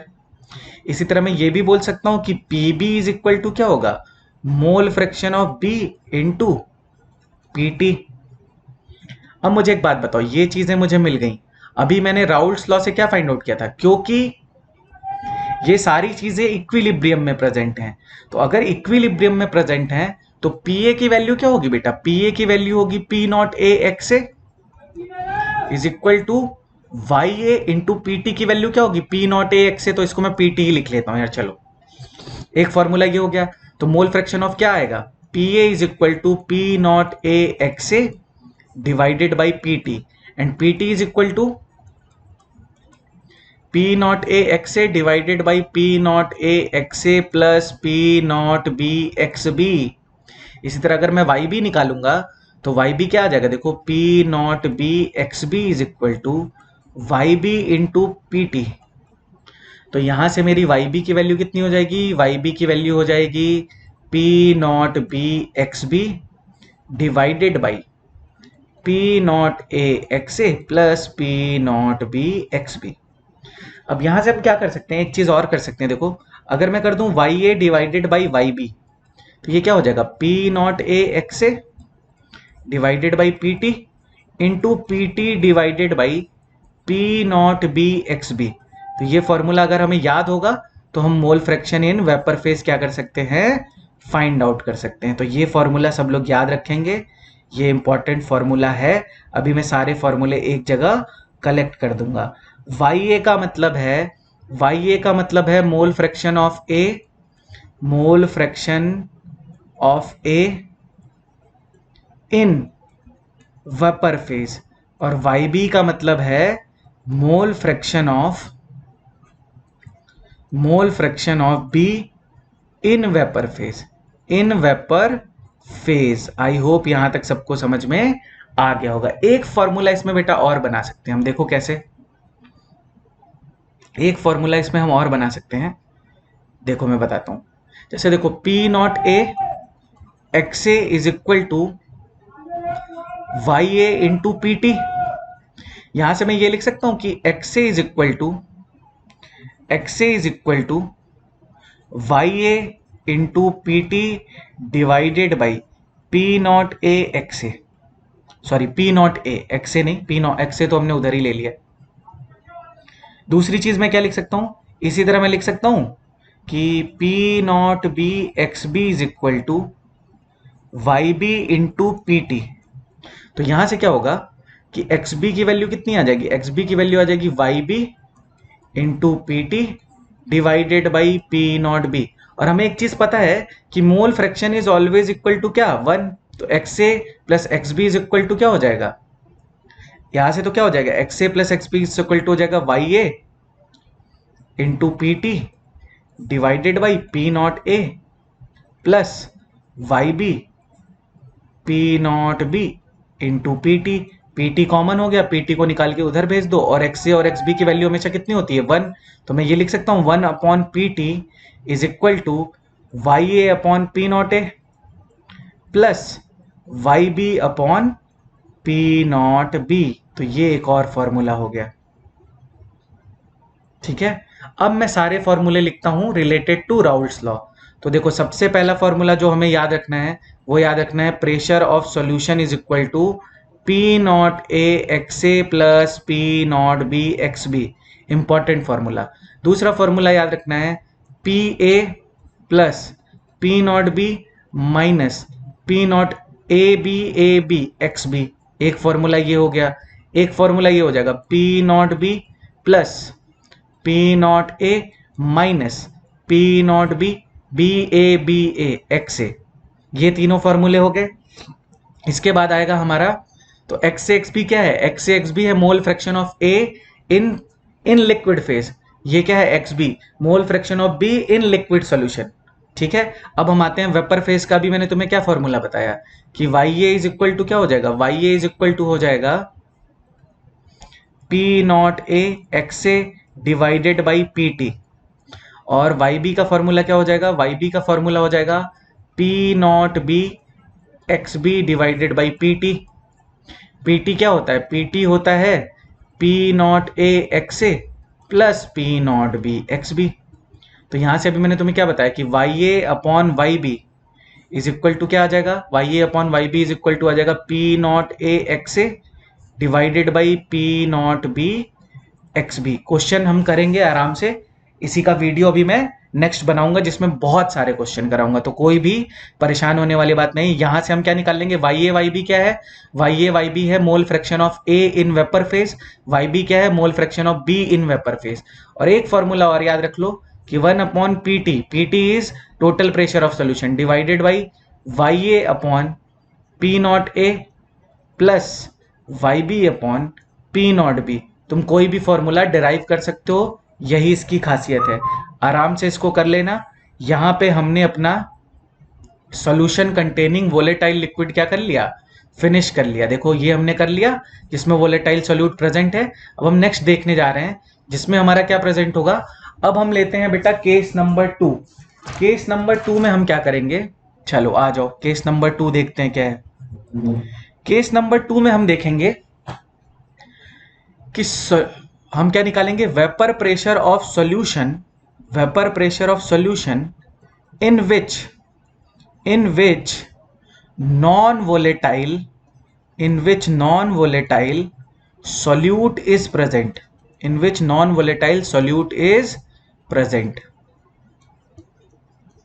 ठीक है, चलो तो देखो नॉन वोलेटाइल सोल्यूट का मतलब क्या होगा, कोई सॉलिड सोल्यूट होगा। तो मैं अगर तुम्हें बोलूं कि यहां पे मान लो स्टार्टिंग में मेरे पास एक कोई प्योर लिक्विड प्रेजेंट है, तो प्योर लिक्विड प्रेजेंट है तो मैं ये बोल सकता हूं कि अगर कोई प्योर लिक्विड होगा तो उसके सरफेस पे केवल और केवल किसके मॉलिक्यूल प्रेजेंट होंगे, उसके सरफेस पे केवल और केवल ए के मॉलिक्यूल्स प्रेजेंट होंगे, जो कि होगा सॉल्वेंट का मॉलिक्यूल। तो अगर इसका सॉल्वेंट का मॉलिक्यूल होगा तो ये वेपराइज होगा, वेपराइज होगा, वेपराइज होगा, वेपराइज होगा। उसके बाद यहाँ पे वेपर्स का फॉर्मेशन होगा, वेपर्स का फॉर्मेशन होगा, उसके बाद कंडेंसेशन होगा। एक टाइम आएगा जब ये इक्विलिब्रियम में चला जाएगा, उस सिचुएशन में जो वेपर्स बनेंगी उनका जो प्रेशर होगा उसको मैं बोलूंगा पी नॉट ए, क्योंकि ये क्या है, vapour pressure of pure liquid ए। क्या है ये, vapour pressure of pure liquid ए। अब मेरी बात ध्यान से सुनो, और जो लिक्विड होता है वो क्या होता है, लिक्विड जो होता है वो वोलेटाइल होता है, तो ये वोलेटाइल है। अब मैं इसमें एक सिचुएशन बताता हूं, मान लो मैंने इसमें सॉल्यूट बी ऐड कर दिया। मैंने क्या ऐड कर दिया, मैंने इसमें क्या ऐड कर दिया, मैंने सॉल्यूट बी ऐड कर दिया। अब सॉल्यूट बी जो है वो मेरा नॉन वोलेटाइल है, तो पहले मैं यहां लिख दे रहा हूं कि सॉल्यूट बी जो है that is non volatile in nature. ये क्या है, नॉन वोलेटाइल इन नेचर है। ये क्या है, नॉन वोलेटाइल इन नेचर है। तो जब भी सॉल्यूशंस बनेंगे तो सॉल्यूशन में देखो, जब सॉल्यूशन बनेगा तो सॉल्यूशन में सरफेस पे तो दोनों मॉलिक्यूल प्रेजेंट होंगे ना, ए का मॉलिक्यूल भी प्रेजेंट होगा और बी का मॉलिक्यूल भी प्रेजेंट होगा, फिर ए का मॉलिक्यूल प्रेजेंट होगा, बी का मॉलिक्यूल प्रेजेंट होगा, ए का मॉलिक्यूल होगा, बी का मॉलिक्यूल होगा, ए का मॉलिक्यूल होगा और बी का मॉलिक्यूल होगा, ए का मॉलिक्यूल होगा।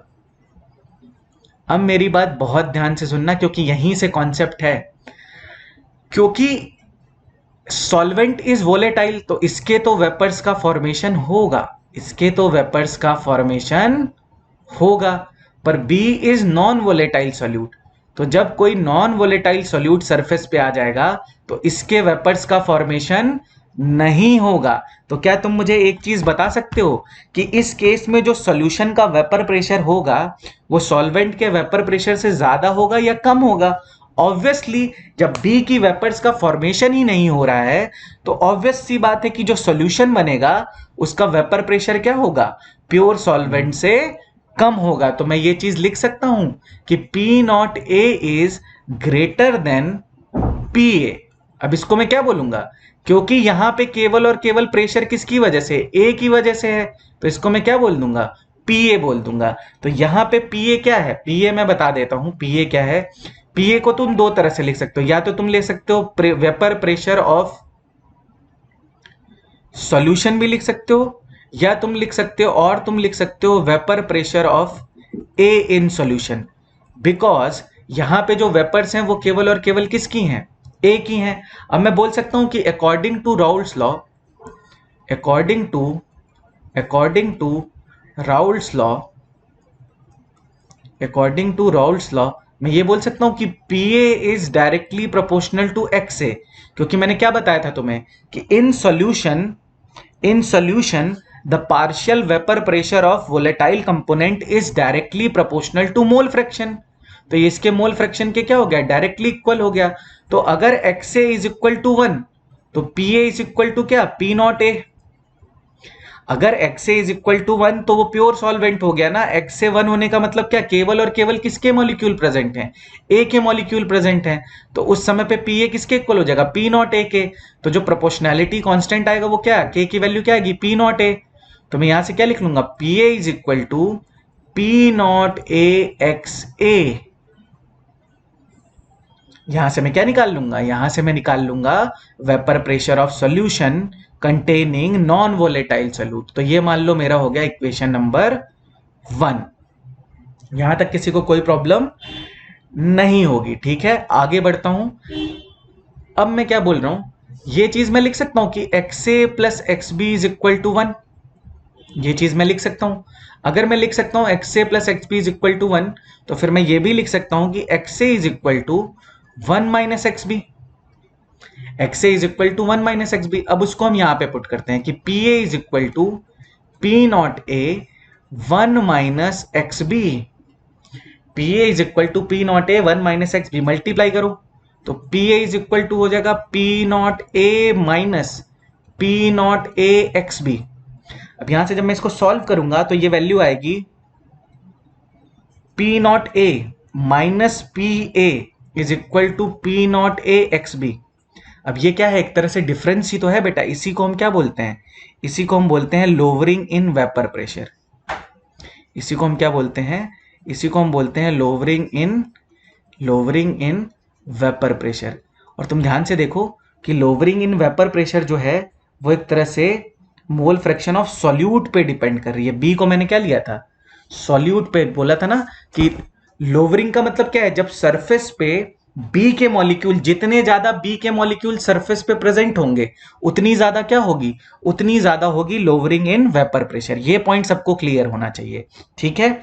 नेक्स्ट पॉइंट पे आता हूं। यहीं से हम एक फॉर्मूला और बना सकते हैं जिसको अगर मैं पी नॉट ए से इसको डिवाइड कर दूं तो ये देखो क्या हो जाएगा, P not A minus P A divided by P not A is equal to क्या बन जाएगा, एक्स बी। और तुम्हें पता होना चाहिए इस टर्म को हम बोलते हैं रिलेटिव लोवरिंग इन वेपर प्रेशर। आगे मैं लिख देता हूं। तो इस टर्म को, ये देखो बहुत अच्छा फॉर्मूला है, तो इसको हम बोलते हैं P not A minus P A divided by P not a. Lowering किसके रिस्पेक्ट में, पी नॉट ए के रिस्पेक्ट में। तो इसको मैं क्या बोलूंगा, रिलेटिव। किसी के रिस्पेक्ट में निकालते हैं तो उसको रिलेटिव बोलते हैं, और मैं किसके रिस्पेक्ट में निकाल रहा हूं, पी नॉट ए के रिस्पेक्ट में निकाल रहा हूं। तो इसको मैं बोलूंगा relative lowering lowering of vapour pressure. इसी को हम बोलते हैं RLVP भी बोलते हैं। तो रिलेटिव लोवरिंग ऑफ क्या हो गया, वेपर प्रेशर हो गया, relative lowering of vapour pressure. और इसी को हम बोलते हैं बेटा RLVP। तो अगर ये लिखा हो या ये लिखा हो, दोनों चीज सेम है। अब इसको मैं डिफाइन भी कर सकता हूं। मैं क्या बोल सकता हूं कि रिलेटिव लोवरिंग इन वेपर प्रेशर, देखो ध्यान से, relative lowering in vapor pressure is directly proportional to is directly proportional to is directly proportional to is directly proportional to mole fraction of solute is directly proportional to mole fraction of solute। तो ये एक तरह की colligative property भी होती है, तो जब हम कॉलिगेटिव प्रॉपर्टी पढ़ेंगे तब एक बार इसको और चेक करेंगे, ठीक है। पर ये अभी के लिए याद रखना कि relative lowering in vapour pressure is directly proportional to the mole fraction of solute is the mole fraction of solute. अब इसी से आगे बढ़ते हैं, ठीक है। अब देखो इसको मैं ये लिख सकता हूं P not A minus P A divided by P A is equal to X B को मैं लिख सकता हूं N B divided by N A plus N B. ये बात सबको क्लियर है।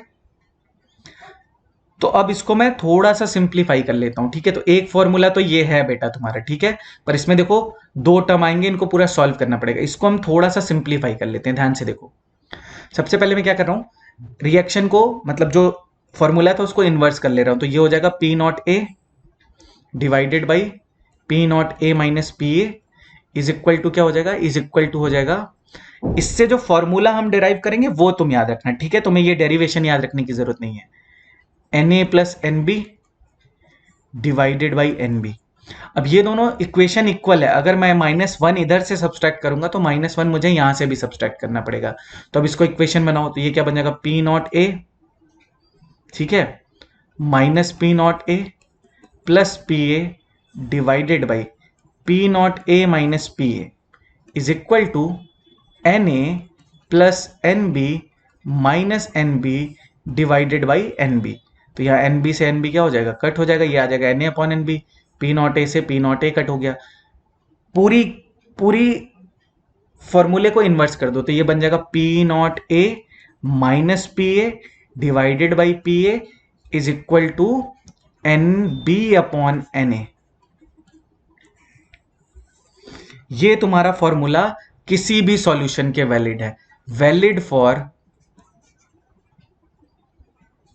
ऑल टाइप्स ऑफ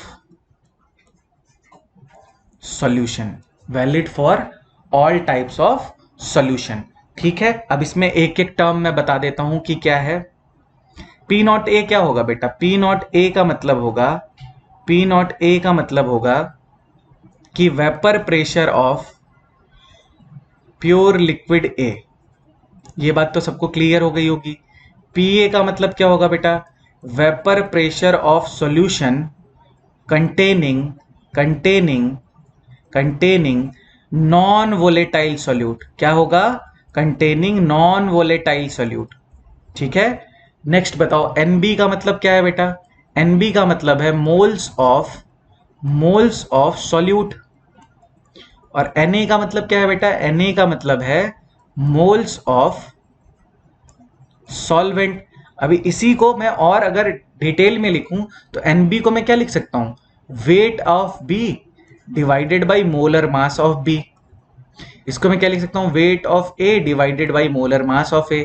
तो फॉर्मूले को और अगर अच्छे से लिखूं तो P not A minus P A divided by P A is equal to, Nb का मतलब क्या है, weight of B into molar mass of B multiplied by molar mass of A divided by weight of A।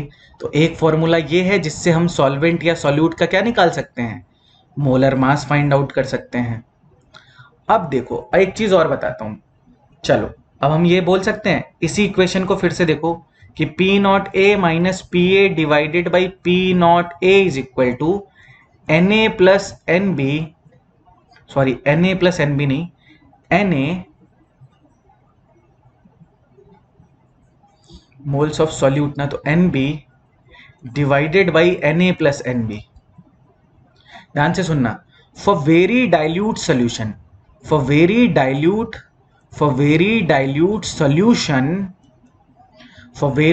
Solution moles of B will be very less than moles of A। क्योंकि solvent के moles, dilute solution का मतलब क्या है कि solute के जो moles हैं वो बहुत कम है, किसके रिस्पेक्ट में, सॉल्वेंट के रिस्पेक्ट में। तो when Nb is very less than Na, तो मैं ये बोल सकता हूं कि Na plus Nb is almost equal to 1। तो फिर फॉर्मूला क्या बन जाएगा बेटा, P not A minus P A divided by P A is equal to N B upon N A. अब दोनों फॉर्मूले में बस एक छोटा सा डिफरेंस है कि यहां पे देखो पी ए है और यहां पे पी नॉट ए है, और इसको मैं फिर लिख देता हूं आगे, ये पूरा फॉर्मूला नोट कर लेना कि P not A minus P A divided by P not A is equal to N B upon N A. This is valid for very dilute solution, this is valid for very dilute solution. तो ये वाला formula तुम्हें numerical में ज्यादा use नहीं करना है। कौन सा फॉर्मूला यूज करना है, P not A minus P A divided by P A is equal to N B upon N A, valid for all solutions. ठीक है बेटा, यहां तक मेरे ख्याल से सबको क्लियर हो गया होगा, किसी को कोई भी डाउट नहीं है। हमेशा याद रखना है कि अगर मैं कोई नॉन वोलेटाइल सोल्यूट ऐड करता हूं किसमें, सॉल्वेंट में, तो जो सॉल्यूशन का वेपर प्रेशर होगा that is always less than किसके, प्योर सॉल्वेंट के वेपर प्रेशर से। ये चीज आपको याद रखनी है। मतलब कहने का मतलब ये है, एक बार मैं फिर से बोल रहा हूं, कहने का मतलब ये है, अगर मैं क्वेश्चन के फॉर्म में बोलूं कि ये वाटर है मेरा, मान लो एट 20 डिग्री सेल्सियस, वाटर क्या है, एट 20 डिग्री सेल्सियस है। ठीक है, अब मैं यहां से एक चीज तुम्हें प्रूफ करके दिखाता हूं। वाटर जो है 20 डिग्री सेल्सियस पे है, तो यहां पे मान लो कोई वेपर प्रेशर की वैल्यू होगी, वेपर प्रेशर की वैल्यू होगी मान लो x। ठीक है, वेपर प्रेशर की क्या होगी वैल्यू, x होगी, ये फिक्स है, ये कभी चेंज नहीं होगी। अब मैंने इसमें ऐड कर दिया नॉन वोलेटाइल सोल्यूट, मेरी बात बहुत ध्यान से सुनो, नॉन वोलेटाइल सोल्यूट ऐड कर दिया, और मैं बोल रहा हूं कि नॉन वोलेटाइल सोल्यूट ऐड करने के बाद जो सॉल्यूशन है, ये जो सॉल्यूशन है, तो मैं बोल रहा हूं कि जो वेपर प्रेशर ऑफ सॉल्यूशन है that is Y, that is Y. तो मैं तुमसे पूछ रहा हूं कि what is the relation between, what is the relation between, what is the relation between X and Y. पहला ऑप्शन है तुम्हारा कि y is greater than x, B option है x is greater than y, C option है x is equal to y, और D option है none of the above, D option है none of the above. कोई सोच के मुझे बताए इसका आंसर क्या होगा, सब लोग कमेंट सेक्शन में बताएंगे। मैं फिर भी इसका आंसर अभी तुम्हें बताता हूं कि देखो ये है तुम्हारा प्योर सॉल्वेंट, प्योर सॉल्वेंट में जब मैं नॉन वोलेटाइल सॉल्यूट डालूंगा तो ऑब्वियस सी बात है कि यहां पे क्या आ जाएंगे, वाई के भी मॉलिक्यूल्स आ जाएंगे और वो नॉन वोलेटाइल होंगे, तो ऑब्वियसली जो वाई होगा, वो जो वेपर प्रेशर है दैट इज लेस देन, वो हमेशा क्या होगा, लेस देन, तो X is greater than Y, ये इसका आंसर होगा। एक और क्वेश्चन कराता हूं इसी से रिलेटेड, देखो जैसे मान लो वाटर है मेरा, ठीक है, ये भी वाटर है मेरा, अब ध्यान से सुनना, वाटर का मैंने मान लो कि 1 मोल लिया है, ठीक है, यहां पे भी वाटर का क्या प्रेजेंट है, 1 मोल प्रेजेंट है।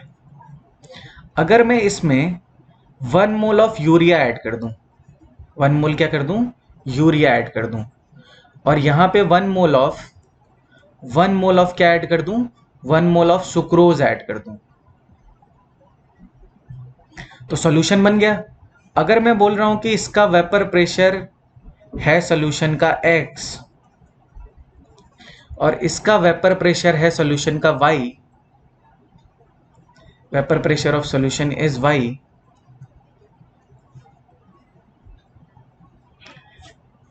तो इसकी RLVP का वैल्यू क्या होगा, मतलब इनके रिलेशन क्या होंगे RLVP के।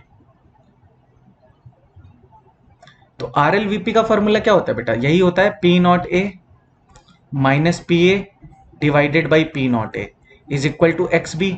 तो मोल फ्रैक्शन ऑफ सॉल्यूट पे डिपेंड करेगा, तो यहाँ पे देखो इसके टोटल मोल्स 2 थे तो ये भी हाफ आएगा, और यहाँ पे भी वैल्यू क्या आएगी, यहाँ पे भी वैल्यू क्या आएगी, हाफ ही आएगी। ठीक है, तो दोनों की जो relative lowering in vapour pressure होगी वो क्या होगी, इक्वल होगी। तो relative lowering in vapour pressure को केवल और केवल किससे फर्क पड़ रहा है, केवल और केवल किससे फर्क पड़ रहा है, मोल फ्रैक्शन ऑफ सॉल्यूट से फर्क पड़ रहा है, बाकी किसी चीज से कोई, यहाँ पे यूरिया है और यहाँ पे सुक्रोज है, उसको उसकी प्रॉपर्टीज से या नेचर से कोई फर्क पड़ने वाला नहीं है। ये हम आगे देखेंगे, पर अभी मैंने तुम्हें 2 क्वेश्चंस के फॉर्म में बता दिया है। अब मैं एक ग्राफ बता के आज की क्लास खत्म करता हूं, फिर हम नेक्स्ट क्लास में देखेंगे different types of solution and what is the relation between Henry's law and Raoult's law. ठीक है, तो आज अभी एक ग्राफ और बताऊंगा और फिनिश करूंगा। तो एक ग्राफ जो मैं बनाना चाहता हूं वो मैं बनाना चाहता हूं PA is equal to P not A X A. मतलब मुझे जो ग्राफ बनाना है वो मुझे बनाना है वेपर प्रेशर ऑफ सॉल्यूशन, वो मुझे बनाना है वेपर प्रेशर ऑफ सॉल्यूशन, और मुझे बनाना है mole fraction of solvent. A is solvent, तो मोल फ्रैक्शन ऑफ सॉल्वेंट है, तो यहाँ पे मोल फ्रैक्शन ऑफ सॉल्वेंट कितना होगा 0, और यहाँ पे कितना होगा 1। तो अगर मैं बोलूं कि XA की वैल्यू अगर 1 लूंगा तो मैक्सिमम वैल्यू कितनी आएगी, P नॉट A। और स्टार्ट कहां से होगा, यहां से, तो मैं इसको लिख सकता हूं y is equal to mx। ये कैसा ग्राफ होगा, ये होगा स्ट्रेट लाइन, ये होगा straight line passing through origin, और मैक्सिमम वैल्यू क्या होगी, P नॉट A। तो ये होगा तुम्हारा graph of vapour pressure of solution and mole fraction of A. I hope मेरी बात सबको समझ में आ गई होगी। तो नेक्स्ट क्लास में बेटा हम डिस्कस करेंगे, वो मैं टॉपिक अभी से तुम्हें बता देता हूं कि नेक्स्ट क्लास में हम डिस्कस करेंगे Raoult's law as a special case of Henry's law, और जो हम डिस्कस करेंगे वो हम डिस्कस करेंगे ideal and non ideal solution. तो 2 टॉपिक हम नेक्स्ट क्लास में डिस्कस करेंगे, और हम करेंगे बहुत सारे न्यूमेरिकल्स किसके, राउल्ट्स लॉ के। तो हम नेक्स्ट क्लास में करेंगे ideal solution and non ideal solution, और हम क्या करेंगे, न्यूमेरिकल्स ऑफ राउल्ट्स लॉ करेंगे, और क्या करेंगे RLVP के क्वेश्चन भी कर लेंगे। ठीक है, और नेक्स्ट क्लास में क्या करेंगे, नेक्स्ट क्लास में करेंगे कि Raoult's law as a special case of, Raoult's law as a special case of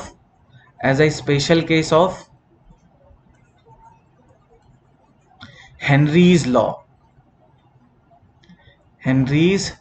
law. I hope मेरी बात सबको समझ में आ रही है, वीडियोस भी आपको बहुत अच्छे लग रहे हैं। प्लीज आप चैनल को सब्सक्राइब करें और वीडियोस को ज्यादा से ज्यादा शेयर करें। Thank you so much for all the love and appreciation. Thank you so much. Signing off, bye bye.